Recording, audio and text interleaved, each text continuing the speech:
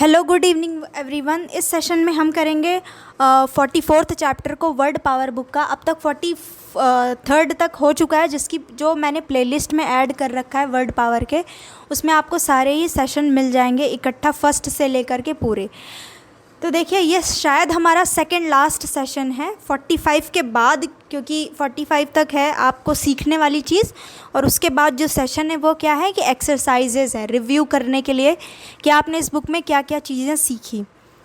फिर देखिए, first word आप क्या है, सिम्युलेट। सिम्युलेट का मतलब आपने अब तक क्या सीखा था प्रीवियस सेशन में कि किसी चीज़ को प्रिटेंड करना। अब आप प्रिटेंड कब करते हो, जब आप किसी हरकत को कॉपी करते हो, तो इसीलिए सिम्युलेट का मतलब कॉपी भी होता है। इसका मतलब क्या हुआ कि इसका दो मतलब है, अलग अलग करके आप समझ सकते हैं।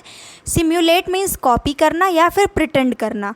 अब जैसे आप किसी और चीज़ को, हरकत को कॉपी करोगे तो यानी आप प्रिटेंड ही तो कर रहे हो। जैसे कि आप किसी और की पर्सनैलिटी को कॉपी करो और अपनी को छुपा के दूसरे के जैसा बनने को आप प्रिटेंड करो, तो यानी आप कॉपी और pretend at the same time कर रहे हो। इसलिए सिम्युलेशन का मतलब कॉपी करना, सिम्युलेट मीन्स टू कॉपी। दोनों का मीनिंग सेम है, एक नाउन है और एक वर्ब है। सिम्युलेट अगर आप बोल रहे हो किसी को करने को, तो यानी कि बोल रहे हो कि कॉपी करो, यानी कि इमिटेट करो। और सिम्युलेशन यानी कि कॉपी करने वाली आदत को आप इंग्लिश में बोलते हो सिम्युलेशन, यानी कि प्रिटेंड करने वाली आदत को। तो सिम्युलेशन यानी वही, दोनों का फॉर्म अलग है बट दोनों का ही मीनिंग होता है प्रिटेंड करना। नेक्स्ट वर्ड है डिसिम्युलेशन। डिसिम्युलेशन का मतलब होता है अपनी असली फीलिंग्स को छुपा लेना, और by making a pretence of opposite feeling, यानी जो रियल फीलिंग को हाइड करके दूसरी फीलिंग को जताना को इंग्लिश में बोलते हैं डिसिम्युलेशन। डिसिम्युलेट यानी कि हाइड करना खुद की फीलिंग को, और डिसिम्युलेटर उस इंसान को बोलते हैं जो अपनी फीलिंग को हाइड कर लेता है। यानी अगर आपके मन में कोई विचार है जो कि आप उसको छुपा रहे हो, तो ये जो हरकत कर रहे हो, विचार को, अपने फीलिंग्स को छुपाने वाली इस हरकत को बोलते हैं डिसिम्युलेशन। और इस काम को क्या हुआ, ये हो गया डिसिम्युलेट करना, और जिसने किया यानी आप क्या हो गए, आप हो गए डिसिम्युलेटर, यानी कि जो अपनी फीलिंग्स को हाइड कर रहा है। फिर नेक्स्ट है, जैसे कि ये लड़की रो रही है, हो सकता है बहुत भारी समस्या हो, पर ऐसा प्रिटेंड कर रही है कि नहीं नहीं मैं ठीक हूँ, और वो नॉर्मल है, मतलब जितना ज़्यादा दुखी होना चाहिए उतनी नहीं है। फिर है एलिविएट। रिपीटेड वर्ड है। एलिविएट का मतलब होता है कोई चीज़ का कम होना, जैसे कोई तकलीफ़ का कम होना यानी एलिविएट हो गई, रिड्यूस हो गई। एलिविएशन यानी रिडक्शन, वही मीनिंग हो गया। एलिविएटिव यानी एडजेक्टिव फॉर्म है, फॉर्म भले अलग है बट मीनिंग तीनों का ही है, किसी तकलीफ़ का कम होना, लेस होना यानी कि। फिर है रिलीव। रिलीव का मतलब होता है टू मेक लाइट और ईजी अगेन, किसी चीज़ को हल्का कर देना, यानी कि रिलीव। यानी कोई मेडिसिन लेते हैं तो रिलीफ मिलता है ना, तो ये रिलीव है, यानी कि टू मेक लाइट और इजी अगेन, किसी चीज़ को हल्का कर देना, रिलीव कर देना। नेक्स्ट आपका एलिविएट। अगर आप जो हिंदी में क्या बोलते हैं पता नहीं, पर जो सीढ़ी होती है जो, उसको एलिविएटर बोलते हैं।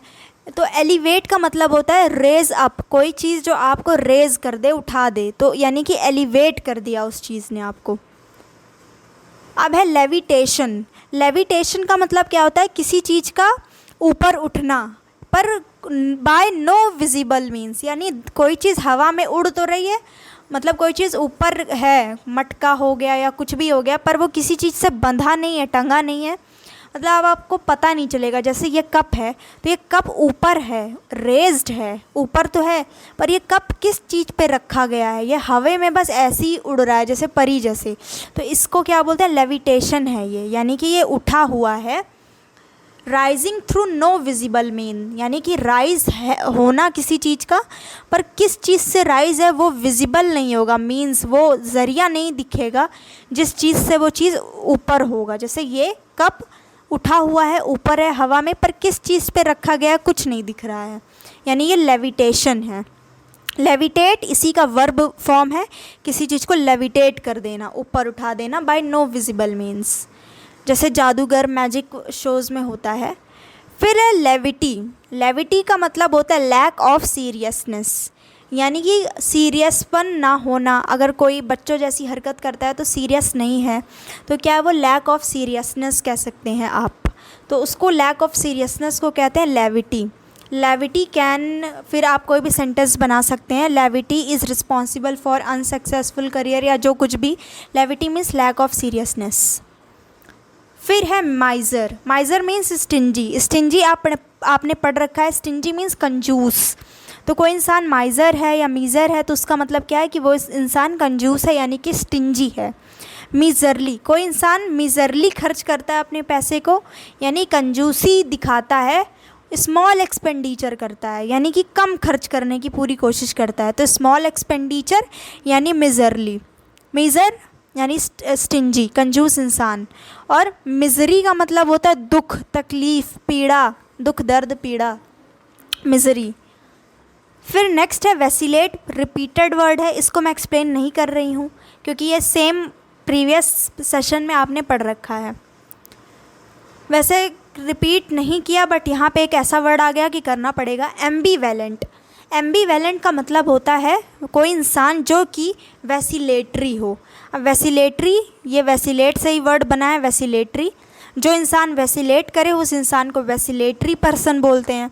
वैसिलेट मीन्स जो इंसान कोई डिसीजन ना ले पाए, डिसाइड ना कर पाए, डगमगाता रहे इधर उधर कि क्या करना क्या है, तो एम्बीवेलेंट उसी इंसान को बोलते हैं। एम्बीवेलेंट, अगर मैं एम्बीवेलेंट हूँ किसी टॉपिक को लेकर, यानी कि मैं कंफ्यूज्ड हूँ कि वो काम करना है या नहीं करना है, तो मैं क्या हुई, मैं एम्बीवेलेंट हुई। नेक्स्ट लास्ट वर्ड है शायद ये, ऑसिलेट। किसी चीज़ का ऑसिलेट मीन्स टू स्वे, यानी हिलना किसी चीज़ का, बैक एंड फोर्थ यानी आगे पीछे, पेंडुलम की जैसे। ऑसिलेट करना, ऑसिलेटरी मोशन जो होता है, ऑसिलेट करना, यानी कि टू स्वे बैक एंड फोर्थ, यानी आगे पीछे किसी चीज़ का हिलना, स्वे करना, ऑसिलेट करना। तो आपने पढ़ा ऑसिलेट, फिर देखिए एम्बीवेलेंट, वैसिलेट। ये कंफ्यूजिंग लगे तो मिज़री बोलते हैं इसको। मिज़री मीन्स दुख, तकलीफ़। माइज़रली का मतलब होता है स्मॉल एक्सपेंडिचर, यानी कंजूसी दिखाते हुए खर्च करना। और माइज़र उस इंसान को बोलते हैं जो कंजूस होता है। लेविटेशन, किसी चीज़ का ऐसे हवा में उठा हुआ होना। एलिवेट यानी रेज अप। रिलीफ यानी किसी चीज़ को हल्का करना। एलिविएट भी किसी तकलीफ़ को कम करना। डिसिमुलेशन यानी कि हाइड करना अपने असली भाव को। और सिमुलेशन मीन्स प्रिटेंड करना।